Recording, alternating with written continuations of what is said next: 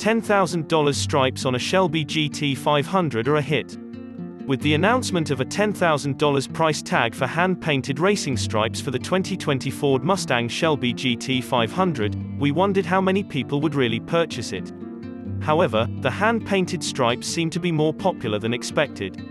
A Ford official informed us that from the start of manufacturing, around 1 in 6 Shelby GT500s has been ordered with hand-painted stripes.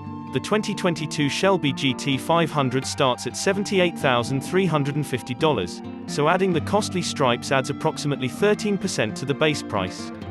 Colors: Absolute Black, Kona Blue and Oxford White. The striped effect may be attained for less than $9,000 with a set of $1,000 vinyl stripes in identical colors. We were startled to find that around 17% of GT500 buyers pay for painted-on stripes. For the 2021 model year, Ford claims it doesn't monitor exact production statistics by package or model, so we can't tell for sure which was more popular. Ford builds every new Mustang, including the GT500, at Flat Rock, Michigan. The painted stripes are placed after the vehicle leaves the manufacturing line, as part of a relationship with Penske. We're told it takes hand prepping, painting, and clear coating. Ford claims it has improved manufacturing and is now ready to satisfy consumer demand.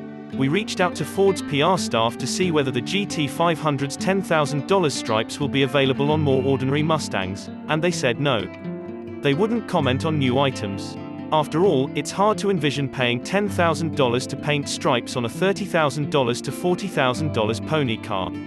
We've been astonished previously by Mustang customers' desire for costly stripes.